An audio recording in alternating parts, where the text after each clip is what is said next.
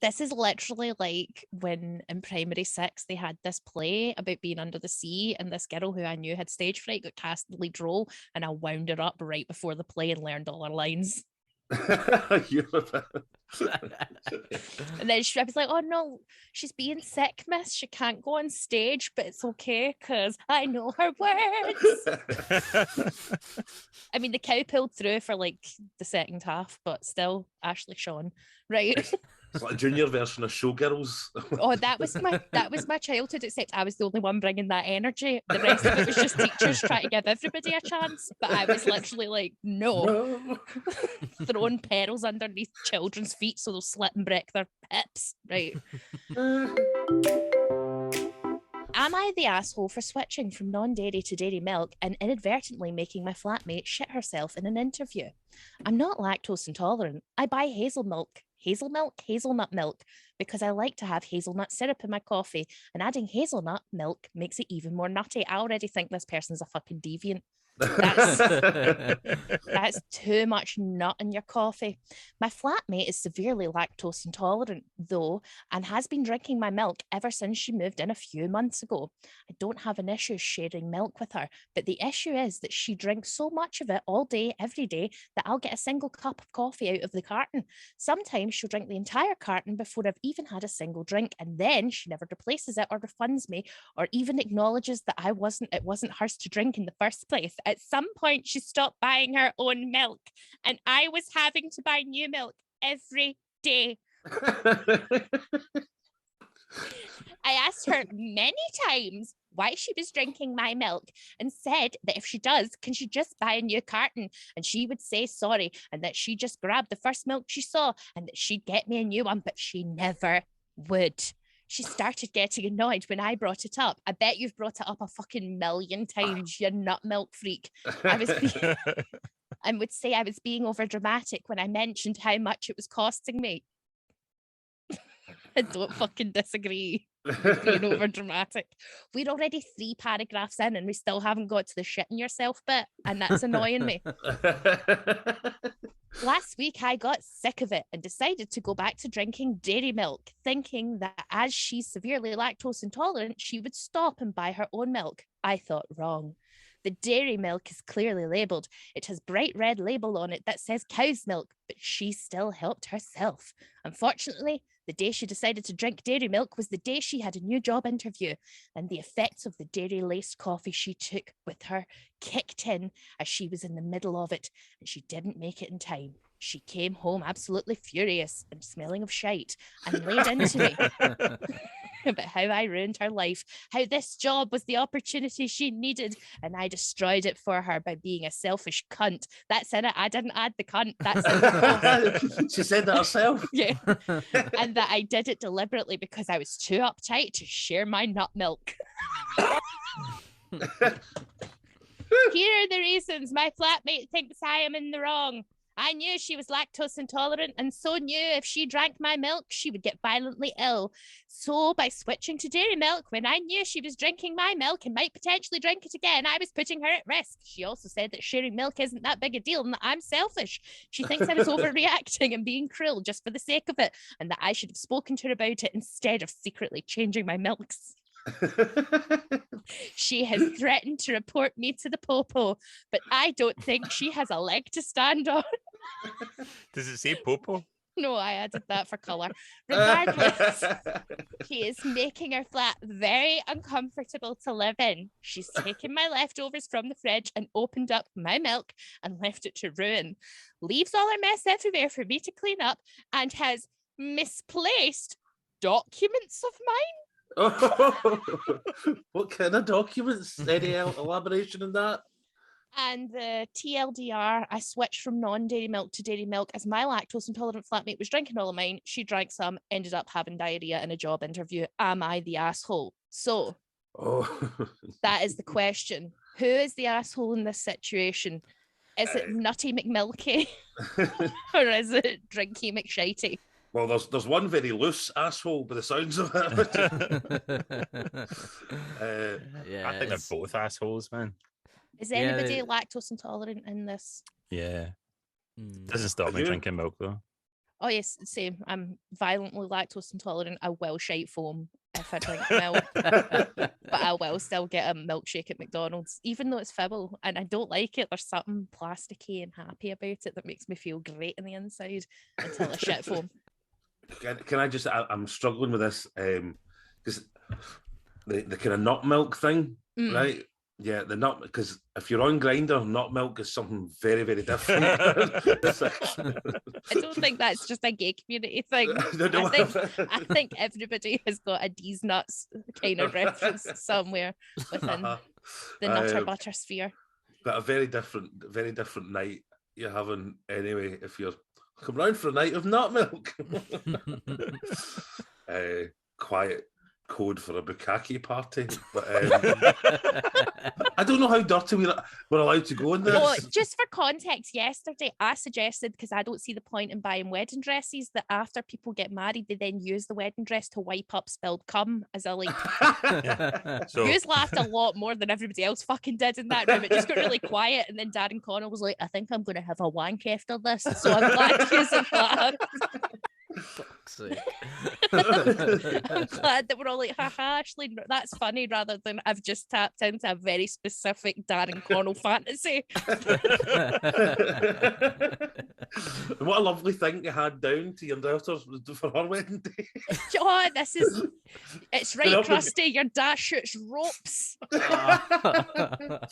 It's something of me and something of him. You get it, Scott. I thought it was a beautiful use of a waste of fucking fabric, because what the fuck else do you do with those dresses? Giant cum rags. Make it happen. Just have it hung beside the bed. You know. How many spillages is there though? That's a lot of. I mean, you see, I don't think you need a full wedding dress to wipe up cum. How many? Somebody's shooting small loads. I've been caught. Somebody's got a teaspoon. Is that an insult? Is that an insult to men? Because I don't know. I'm just imagining it'd be a really funny thing you say. You've got a shite amount of cum. I don't know how much heterosexual men sort of discuss this between one another. Do you know? It's quite a bit of a topic of discussion and amongst gay men. Is it? What's a normal amount? Well, I don't know if there's a normal amount, but there's certainly, folk like a good hosing. Do you know what I mean? Like, oh, you can buy medicine to make your like ropes bigger. Like you can buy people buy like pills to make them more. Really? Viagra, do you mean? No, it's specifically for the production of jism. Yeah. Do you know what I was going to say? Do you know how, I don't know if I'm still the only person at this age that does it's this. just not milk. This is when it's gone. Sorry. I took it there first. If I spill something, right, I'm too lazy that I'll just throw a tea towel or something on the floor and just use my foot to sop it up. So I've just got this image of somebody. I've just got an image now of somebody just throwing the wedding dress on the floor and using their foot. Well, I was thinking that it wouldn't just be for copulation, but it would also just be if your wife's away on a business trip and you're lonely, have a wank on her wedding dress. Smell her perfume as well. It's still tender and romantic, but you're getting. Just think this could be a thing, right? Get in touch. Let us know. Do you wank on your wedding dress? Send pictures to Sean. Have you ever done anything petty? Oh no, hold on. Steven's going to say something. I just want to go cum. back to I just wanted to ask Scott, what's a good amount then? I mean, not letting this go. I'm paranoid now. No, You've made me paranoid. Right. I mean, I'm no expert, right? I'm not.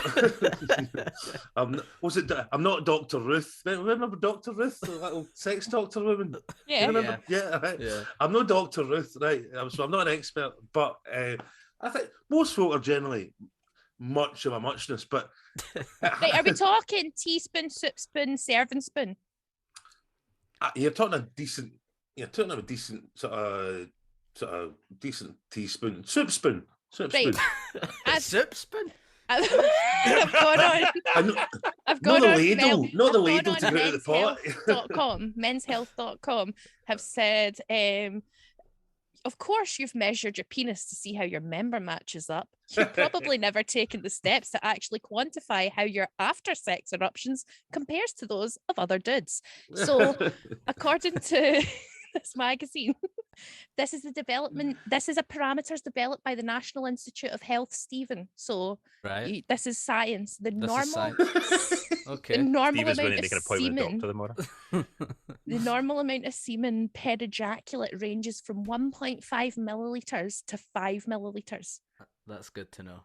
5 milliliters is, I would imagine that's quite a. When you Why are they measuring it in milliliters? though? You're not going to bring out a wee measuring you want to jug? measure it in pints? No, like the teaspoon. Do you want to use a smidge? Like the teaspoon or the spoon. I think the spoon system's good for it. That's then you can period class. What? When you're like a little girl, that's what you get told in your period classes. You're going to have a teaspoon of blood every day, and that's normal. And then you grow up and you're like, you're a fucking lying bitch. I'm going to hunt you down and find you and punish you. At least you can picture what that's like. I can't picture what 5 milligrams is. Milliliters. Hold on. Milliliters. There is a teaspoon conversion. Oh, here we go. Here we go. Right, I'm rubbing my hands together. It's not like you're measuring, but if you're only producing 1.5 milliliters or less of the sticky stuff, less than 1/3 of a teaspoon. So 1.5 milliliters or less is less than 1/3 of a teaspoon. Oh, come on, that's a So sin. the average amount is like up from 1/3 of a teaspoon up to, I think, 3 teaspoons. If I did that math right. I think so, aye. Right.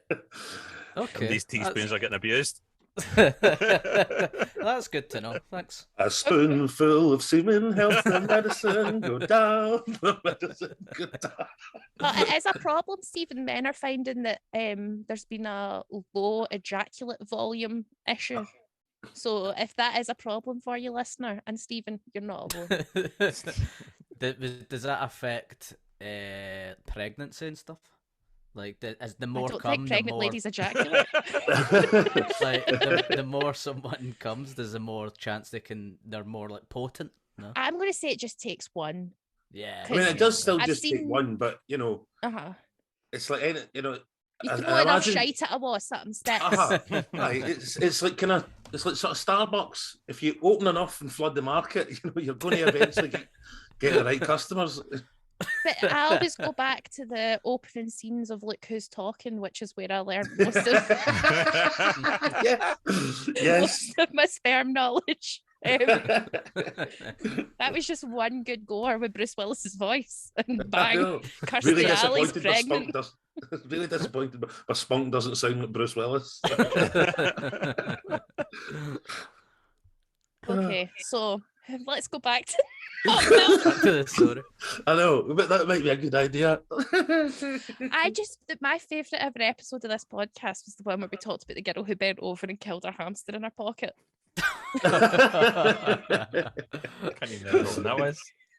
It was so long ago, but I still just remember Stephen being completely bamboozled, but also couldn't stop laughing at this woman who'd put her hamster in her pouch pocket, then bent over and killed it.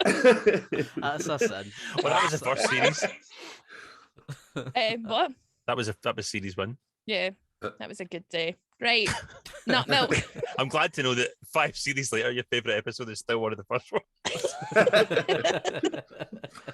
Bodes well for the rest of them. Guys, my life is hard. Let's just let me enjoy the things I enjoy. And Stephen laughing at a woman accidentally killing her hamster is one of the things I enjoy. Also, Stephen worrying about his semen producing is now one of my favourite things. So. Well, I didn't know it was a problem until you brought it up. The earnest way which you went, so Scott, how much is normal? I think the lack of sperm production is a lot to do with kind of diet and microplastics. I think we're jamming more tubes up with microplastics apparently. Yes. Oh, really? And again, That's not a verified. Well, I've not verified that fact. I'm sure I've just heard it. So I don't want to go all Joe Rogan on your arse just talking shit.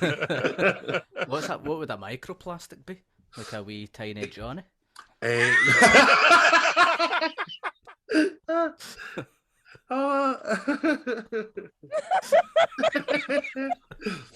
Probably any plastic you use, Stephen. That doesn't narrow it down. Like, plastic doesn't degrade properly. It just turns into tiny, tiny, tiny microscopic pieces of plastic. And apparently we've all just been fucking drinking it in water and eating it and washing our clothes in it. And I get it now. That's why we're all dying and we're all weird shaped and none of us can walk far. We're turning into the wee fat people in flying chairs from Wall-E. It's because of fucking microplastics. It says, I just googled it, microplastics are fragments of any type of plastic less than 5 millimeters in length. 5 millimeters is starting to be a bit of a running theme here. Yes. So that would be a millimeter rather than a milliliter. Yeah. Same thing, is it not? No. No, one is a volume of liquid and one is a measurement of length. But it's like You try to fucking toxic masculinity your way out of that. It's just the same thing, isn't it? Like saying that Milli Vanilli is also the same thing because Millie's in it. I never changed. See, like your wee scales for like measuring when you're cooking and stuff. I never changed. I never changed it to ounces or grams. So I'm just like, it's just the same. Which is probably why all my cooking's shite. And you went bust as a drug dealer. The worst drug dealer in the world. Can I get an ounce? Oh, I don't know how to convert grams. I'll look up how much it is in an American cup, which is a measurement when you're thinking. Could you imagine that? Can I get a third of an American cup of heroin, please? Like, scraping it off the top. I used to think a cup was just a cup, just like a mug, and I would just use that as a measurement. It's like a wee teacup. You can get a wee. I use a wee teacup to measure. I've seen the measurements now. You can get them, and it's got like half a cup, but I just think it was a mug. I just use a mug. No. I'm really glad you're a writer, Sean. I would hate to drawn to engineering or something like that. Wonky bridges, things like that. I think I'm going to post this article to how much semen should ejaculate without any context on my Twitter and Facebook just to make some men have slept. I feel quite insecure. See who comments, just to see who's worried about it, because now I know it's something that only like gay men and straight women think about. This is a great day for Ashley. So, nut milk. Yes. Who's the arsehole? I think that there's a great something to be said for being a petty fuck. So I do enjoy that. Are you a petty person? I feel like, Scott, you might have like some petty stories in your day where you've done a spiteful thing. Somebody stole your metaphorical nut milk. Nut milk. Somebody stole my metaphorical milk. I'm a petty. I'm trying to remember. I mean, I can be like a dog with a bone when it comes to. I don't know if I'm petty, but I don't shut up about things sometimes. And like, no surprise, I had a heart attack at 40. So do you know what I mean? Like, you're like, fucking calm down, you mad bastard. Just, I do. I said, I didn't. The pettiest thing I ever remember, like purposely doing. So the first guy I'd ever kissed after my first boyfriend, and he was an Oklahoman guy, and I've still got him on my Facebook. His real name is Ajax Delvecchi, right? Which is the coolest name ever. He get a bit pissed in London. Eh? Did you go to fucking Sweet Valley High? I know. No. Yo, it's me, Ajax Delvecchi. What's happening? Sounds like Fonzie's cousin. Well, him and his pal get pissed. They changed their name by deed poll in London, so she became Lucy Toothpaste, and he became Ajax Delvecchi, right? So he was cool as fuck. He was handsome as he was totally handsome. And actually, I met him at a gig, which is the only time I've pulled at a gig. It was when the Vault and Shawlands. Anyhow, we went and we were chatting away in there, and they're like, "Oh, we're getting him and his pal. Well, we're getting into Glasgow City Centre for a wee night." And I'm like, yeah. And I could see his pal was like right into him, like proper into him, but I could tell Ajax was into me, right? And we went to Now Burnt Down, what was the Shack? Oh, the Shack? Trash and Shack, R.I.P. The best place to go underage. You could get in at 14 and play fucking pool. It was great. Absolutely gorgeous, absolutely amazing venue, brilliant night, just full stop. And me and Ajax and this now, as far as I was concerned, Gooseberry, who was clearly getting a bit envious of how me and Ajax were getting on. And I just kind of politely, showgirl style, stuck my foot out in front of him, and he fucking fell down the stairs and did actually properly twist his ankle and had to go home. And I got my snog with Ajax to Hey Ya. What was it? Who was the band? Andre Outcast. Outcast. Hey Ya. And I still get goosebumps every time I hear Hey Ya, because I remember us on the mezzanine looking down on the dance floor, getting that snog, and as I was snogging him, I'm like, I hope that bastard's ankle's fucking throbbing. It was petty. It was very petty. But yeah, that's about the pettiest thing I can remember really sort of doing. But it was in good cause. Yeah. Aye. Yeah, fair play to you. Aye. I just still think that Hey Y'all is such a weird first winch song. It was just what was on at the time. Let me some sugar. I am your neighbor. It just what was on at the time, you know. So I still get nice wee moments. And then Will Young covered it on Live Lounge, and I happened to be in a car with Alan Anderson going through Durham at Christmas time, and it was but Durham, and it was snowing in Durham, and it's lights up, and Durham's just beautiful. And then that, you know, like the Will Young's version of Hey Ya's beautiful as well. And I'm having this moment, and then I have to just try and block out the fact that I'm in a car with Alan Anderson. Like, could you not speak or look or talk at me? Can I just have this moment in the snow 12 years after I snogged Ajax? For our listeners, Alan Anderson is a Scottish comedy promoter. Right. Oh, yeah. Pettiness. Are you petty, Stephen? I'm not that petty. No. I don't imagine you being petty. I feel like you're quite an easy person. I mean, I've said some terrifying things to you and you've never held it against me. I pointed out your wet mouth so many times. We wet mouth. What was the other thing? Yeah, there was something else. There's a lot of things. See, I can't even remember. That's how unpetty I am. Water off a fuck's back. He doesn't care. He's like, whatever. But he does have a very wet mouth. You can hear it. Yeah. Can you hear this? Yeah. Oh. Are you petty, Sean? Probably. I used to.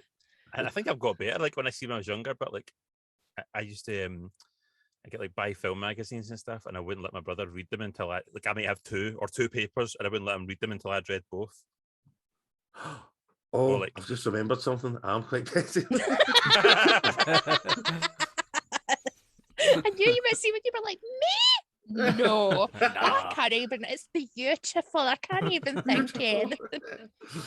I had a younger sister, and I still do have a younger sister. I've just killed her off there. I had a younger sister. Sorry. My sister Jacqueline, and she was just...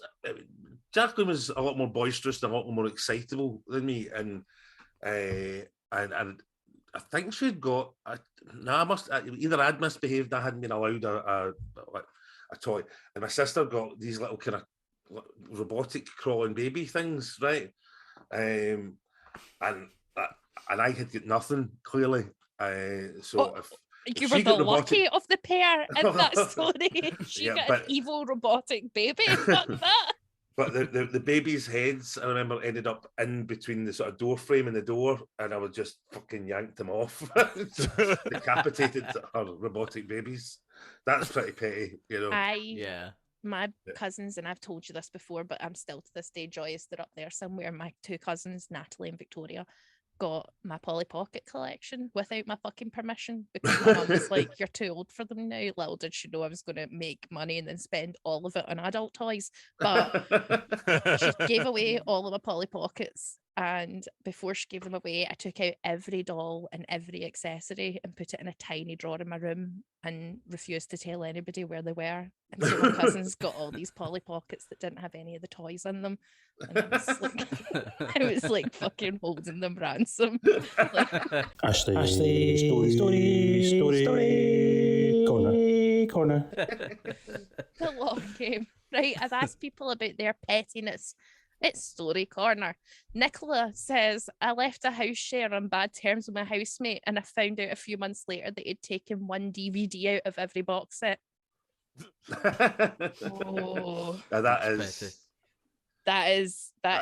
petty, but petty. Also that's mean, because there was a time when it felt like box sets were really a good investment. So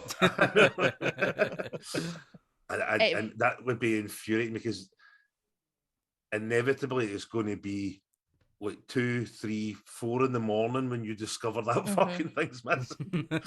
Like, it's going to be too late for you to have a proper rant and scream at anybody. You're just going to be in the house in an absolute fury yourself. Does anybody remember like whenever like Netflix, before they were a streaming thing, and like Love Film and stuff, and they used to send you out DVDs, and if you got a box set, sometimes they would just send you like one disc, and it might be halfway through the box set. Just randomly. It's so annoying. It's amazing that they survived that initial, because it was a crap thing. Aye. Netflix. And somehow they survived. Was Love Film Netflix? Was that what it used to be? Was it? I don't know if it was two different things or if it was like that became Netflix. Was Love Film not Channel 4's thing? No. Was it? Did I make that up? Anybody know?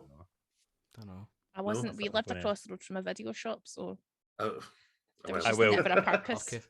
Yeah, it's a Global Video, classic Glasgow video rental. We had a Global and Clyde. Global were everywhere. Like you kind of felt as if you were doing poorly if you had to go to the Azad, right? Which is, remember Azad? Didn't you remember Azad? Vaguely, yeah. Was that just a South Side thing? Was that just like? Oh right. It's amazing how regional they got. Do you know what I mean? Well, I thought Global was a worldwide shop like Blockbuster, and then I found out it was just Scottish because it's Global Video. It must be Global, because what they had a wee saying, it was like, get it first time, get it free. That's the Global guarantee. So if you if your thing wasn't there, then they had to give you it the next time for free, and that's probably how they went out of business. I think there was a guy who works for Global who me and Mum used to call the Matrix, because it didn't matter the weather, he was wearing a black shirt, black trousers, and a black leather long coat. And he was this chubby white guy just fully in black leather long coat, because he'd obviously seen the Matrix and been like, that's a bit of me. And it was be boiling hot, and he'd be like standing outside the Global, we roll up cigarettes, just sweating in this giant cow skin. It's great. I just googled it in Love Film. It was just like its known company, but it became or it got folded into Amazon Prime Video. Right. Oh, yeah. So there's nothing to do with Channel 4 at all then, no. Just made that up. There you go. Darby has got in touch and said, many years ago our receptionist kept playing solitaire on her computer instead of working, so I went to DOS and destroyed it, and then played dumb about why it wouldn't work anymore. Destroyed the computer? No, it destroyed solitaire. Oh, right. I think that is shocking. I'm misunderstanding a lot of this today. Are you stoned? Being honest. What? He's just still thinking about how many teaspoons of cum is in him, and you're never getting away. Still in my mind. That. I can't stop thinking about that. Countdown to this finishes so we can go off and have a Second podcast in a row ends with people want to have a wank. I'm doing something right here. I'm putting out an energy, guys. I don't know what's happening. Mom, get the spoons. Danger Mouse says, Sigh, I may have done a poo when someone had a first date that apparently may have just been a hate crime. She came out of the bathroom after this atrocity and went home and never called him again. That's essentially just fucking throwing a grenade on your pal's date there. just taking a big stinker of a shite and being like, enjoy your pasta primavera. Goodbye. That was very Stephen Buchanan energy there. When I was saying pasta primavera, I was thinking about you. I was like, how would Stephen say pasta primavera? Pasta primavera.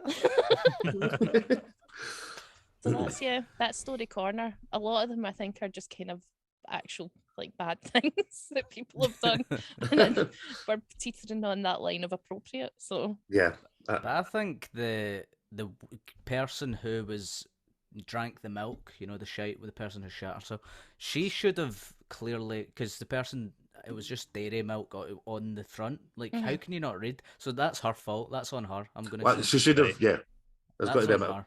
Got to be a bit of personal ownership there, isn't there? Yeah, I think. 100%. But I like the fact she carried on drinking the milk after she didn't get the job interview, because she's clearly just getting her own back.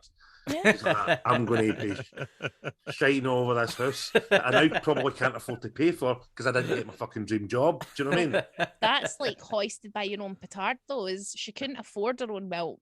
She could get a job that would then help her buy her own nut milk. You have foiled that plan to get a job, and therefore she's going to continue to drink your fucking nut milk. That's like a proper like Pandora's box moment. Yes. No, I think it's more like Oedipus Rex. Because remember when he was born and they were like, "You're going to shag your ma," and they were like, "Quick, get him away from his ma." But because they sent him away from his ma, that's how he ended up shagging his ma.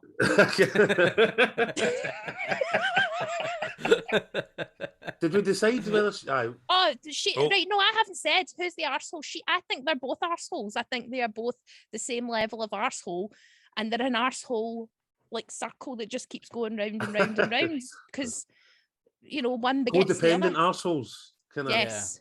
Yeah. Enabling arseholes. Like a human centipede of arseholes, but in a ring. Where they're just shiting dairy milk. Oh, Jesus. Sean, who's the arsehole for you? Right, well, I was going to say both. And normally you're the one to call this, but when I was looking for the link, because it got deleted, somebody's saying that they think this is a next level revenge fantasy made up by someone who's just annoyed that somebody took their milk without asking. So I think it's made up. I genuinely don't. This is one of the ones that I don't think is made up, because I follow a lot of like allergy activists, because my cousin's friend died on a plane. It's a weird thing, but I follow a lot of allergy activists, and there's a huge amount of people who do like allergy stuff who do exactly that, like giving people milk when they shouldn't have milk as a prank with deadly consequences.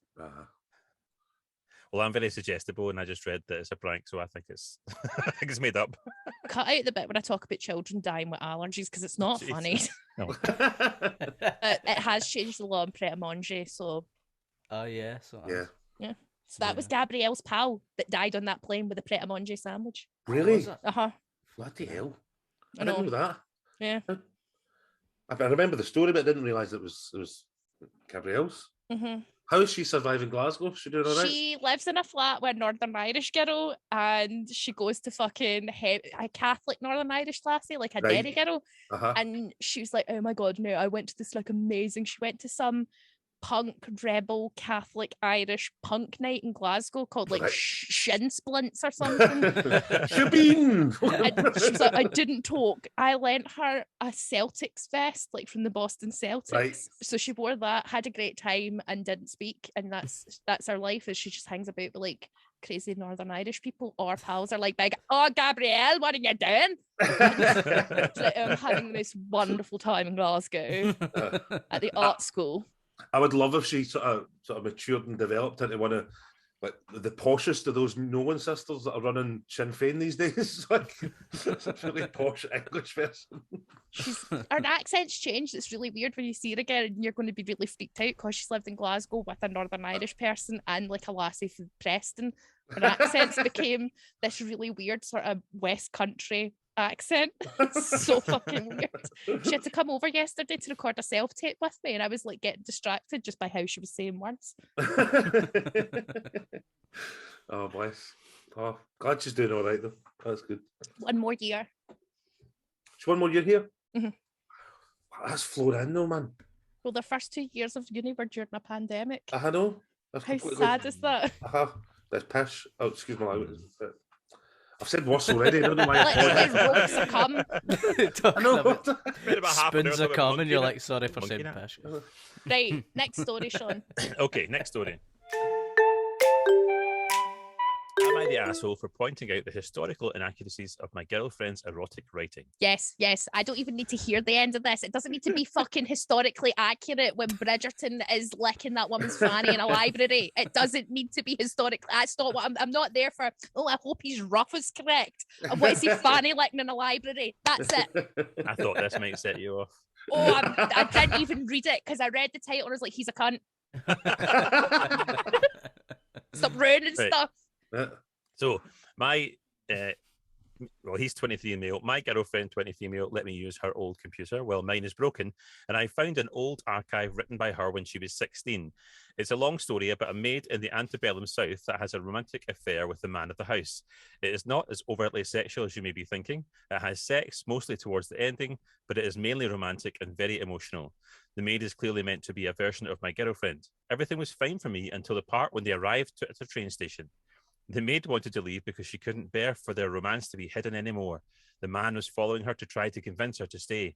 The issue is that I found the general representation of the station, and later in the story, the trains themselves, to be full of anachronisms. I'm a train enthusiast, and I know a lot about the history of rail transportation in the United States. What we were looking for was anachronisms. Yeah. I don't know how you fucking say it.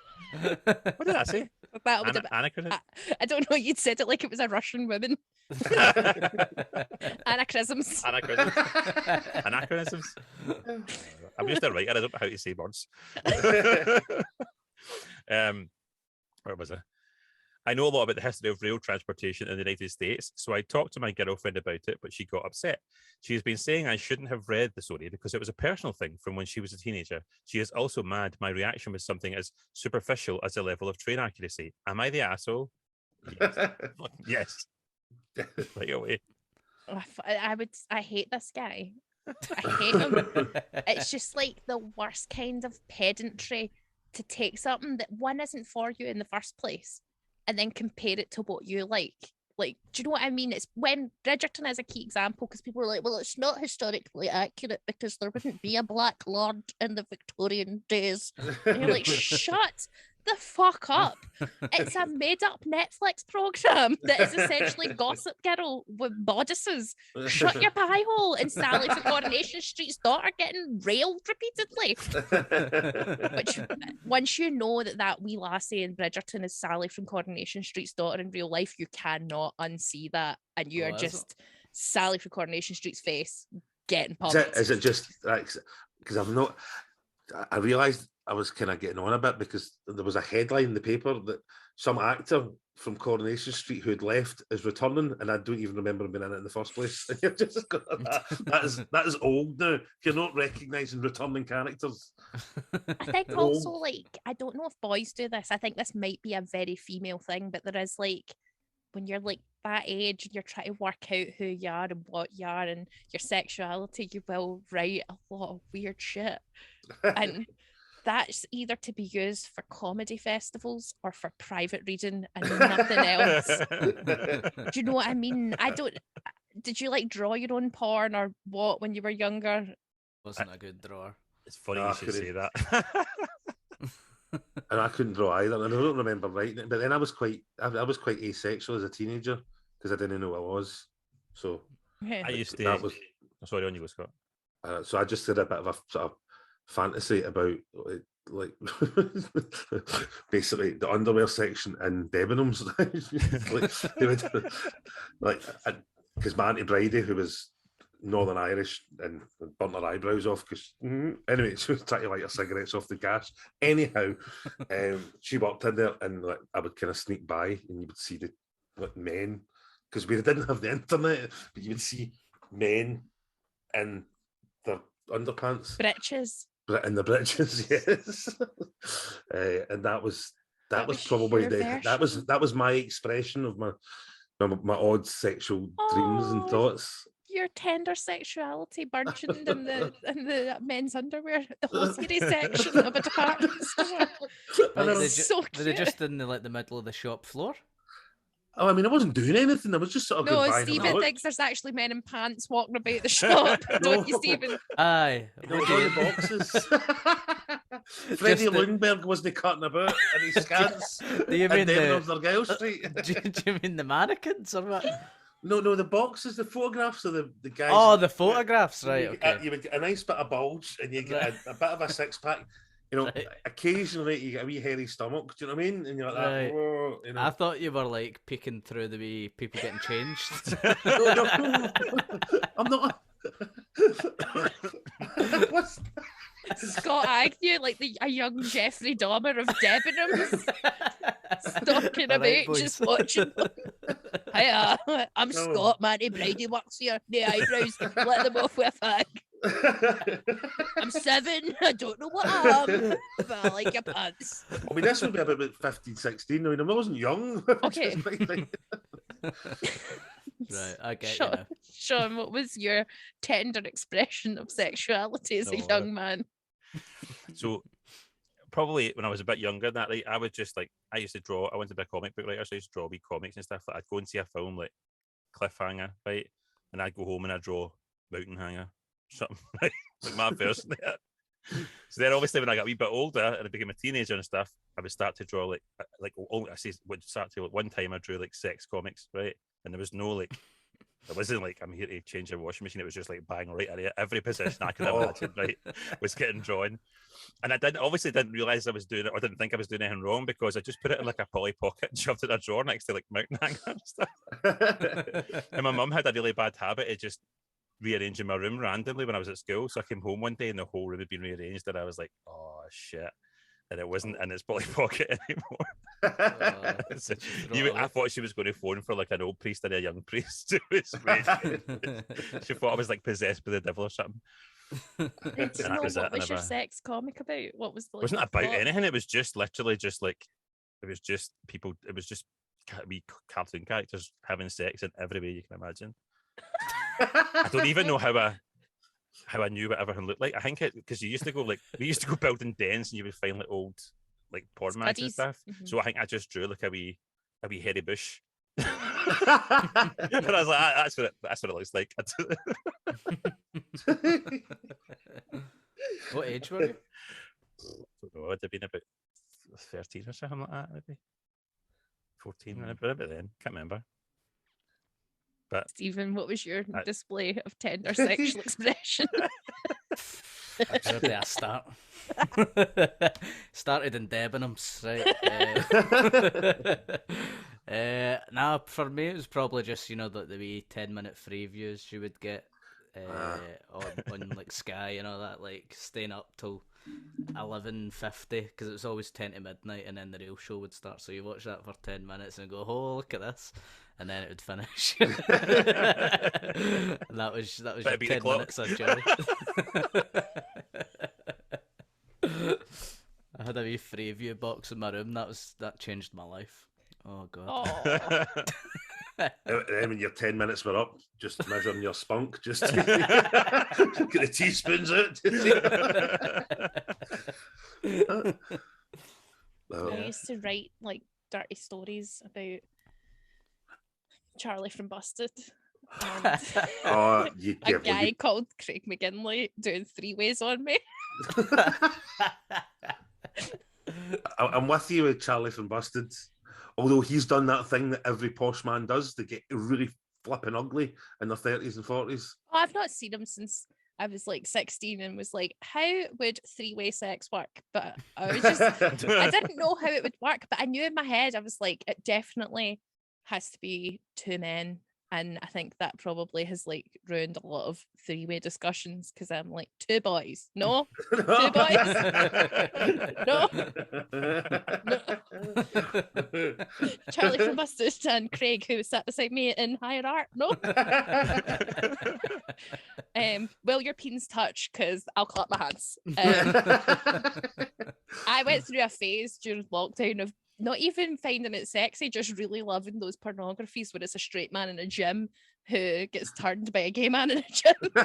It's like, are you sure? Are you sure you're not gay? And then I don't know why, but it just made me giggle so much. I think that's a good, but I think that's the antidote, is if you're reading your historical porn and your boyfriend's like, oh, well, that technically isn't accurate because they wouldn't have had a rear-loaded musket in that day.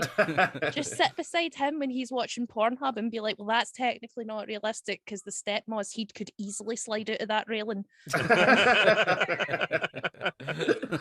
If her head was actually stuck in an oven, she'd be dead. So she would not be getting done from behind by her stepson, who's the same age as her, for some fucking reason. That's a big thing just now in Pornhub.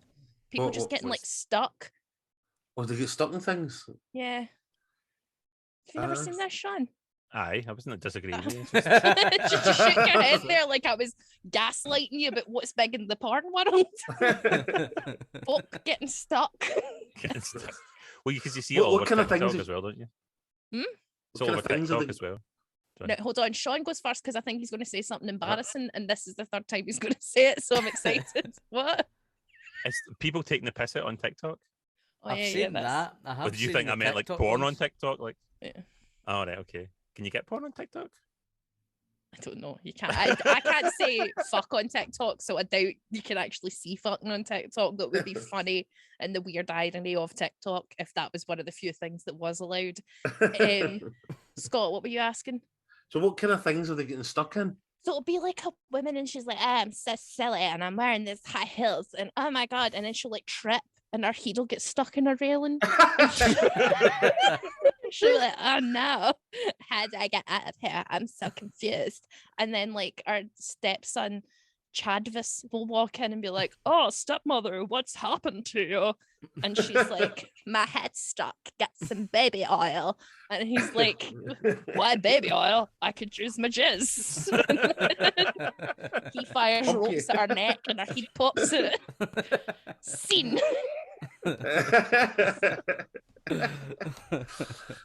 What? Why is it? Have we got any idea why this has become a kind of popular thing or I popular think trope? step sibling-y weird step porn became really big for some reason, and then I think that was just taking it to the next level of a step sibling with a limb trapped somewhere. I think they were like, nobody's going to buy that step siblings would want to have sex with each other, but if one of them stuck somewhere and their lower half is naked.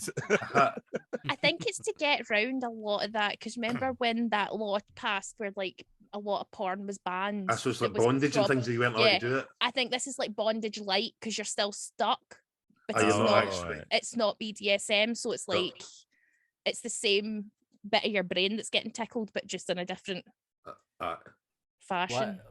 What bondage was banned during lockdown? No, a lot before lockdown. What better times to be in bondage? Because we're going nowhere anyway. A lot of anything that was vaguely considered non-consensual language got swept up with a lot of like BDSM videos, and they got banned by the government. That's why Pornhub, it changed a lot, and they will like. There was an article about how you get pop-ups when you search like a now like flagged term, but it kind of fucked up people in the consensual BDSM. I mean, we could get into a fucking discussion about whether porn is a good thing or a bad thing, but it is a thing and it does exist, and yes, that's not going to fucking change. So yeah. I just wish I had more story. That's my favorite. That's why I keep going back to the books, because I'm like, but then what happened? What was the day after the stepmom and the brother got stuck in the railings? What was breakfast like the next morning when the husband comes back from his business trip and is like, what happened to your neck? And she's like, I got struck. And he's like, that's how I met you. So I feel bad for why's the your girl who wedding wrote the dress porn. still damp? You know? I feel bad for the girl who's wrote the porn. I also feel like the antebellum era, I bet you there's problematic things in that story. That's what's worried me. You know, I would like to sort of know the background of the authors.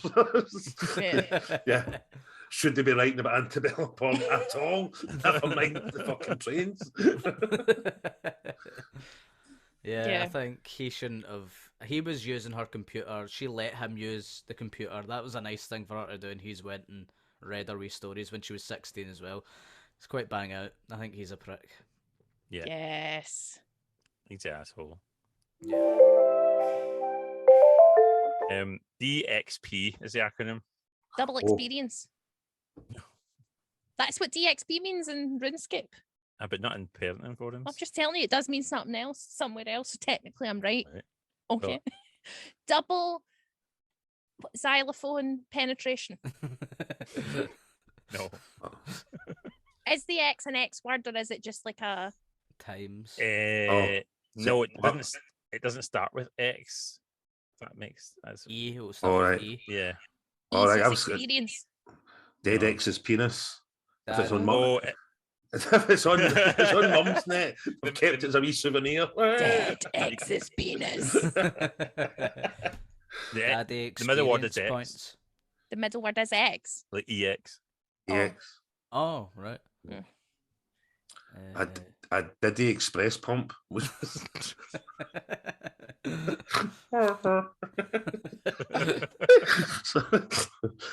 This is off Mumsnet, yes. Yeah. Right. X. Right, so X. EX is in the middle. Yes.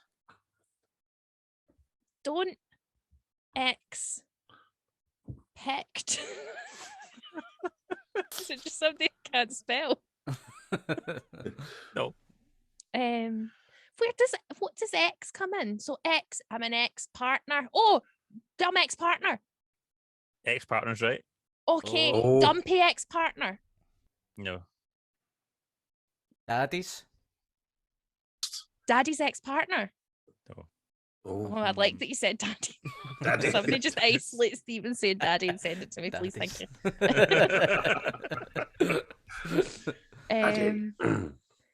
Try ex partner. Darling. Oh. Darling ex partner. No. That has the passive aggressive tone of a Mumsnet post, so I feel like it. Delightful, maybe. Is it delightful, Sean? No. Do you want a clue? No, don't give me a clue because then you diminish my win. Oh, there's that petty thing again. Dearest ex-partner. Oh. Dear ex-partner. Oh. Well done. That was Stephen. You set that up. Yeah. High five on Zoom. Oh, that's sticky. Why? I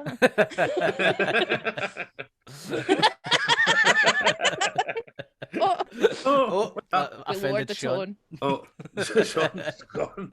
Sean, before we go, can you just quickly tell me how when you nearly got stuck in the cupboard yesterday?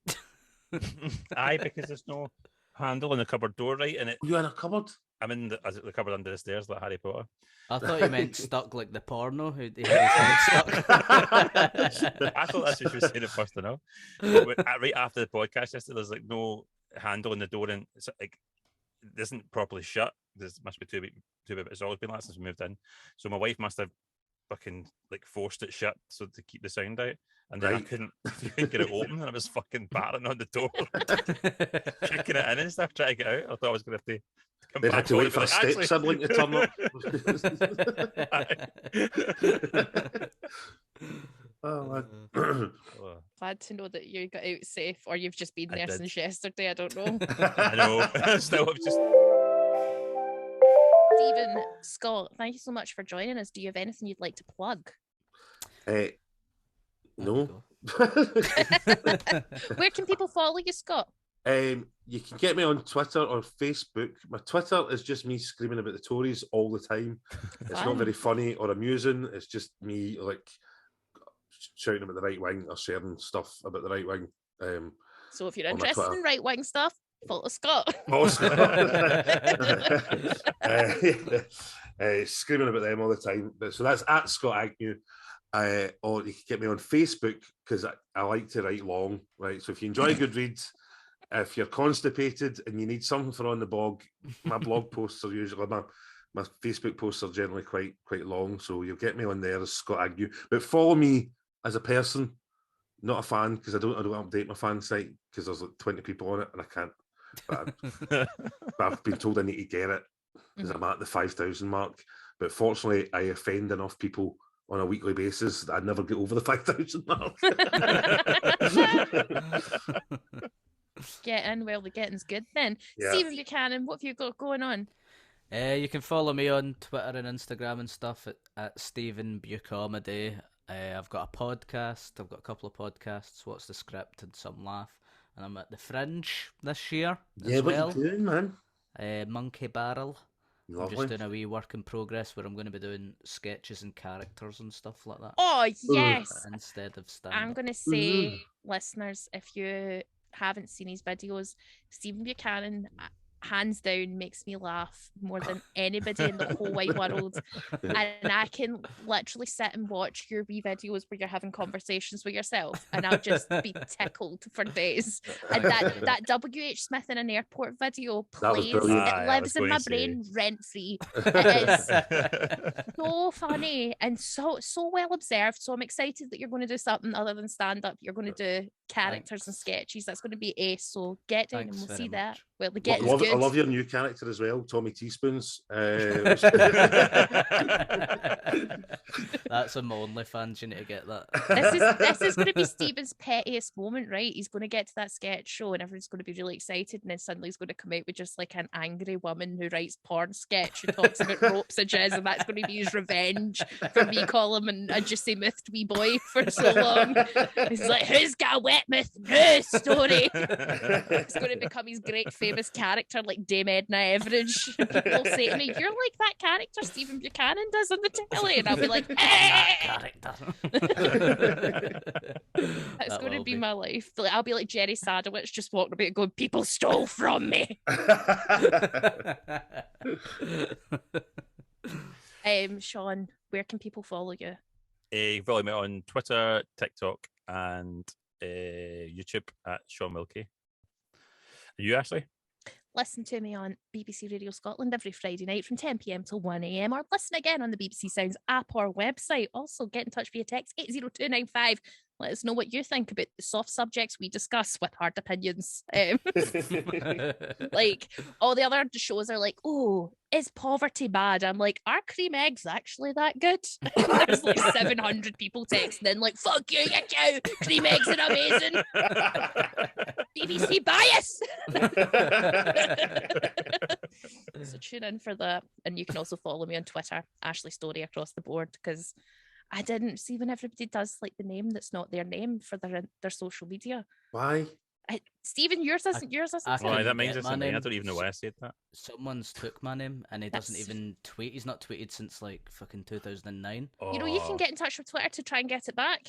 Can I? If the account's been dead, it's like, I think it's the same rules as like missing adults. If it's been gone for like 5 years, you can declare it dead. Oh, really? I might do that.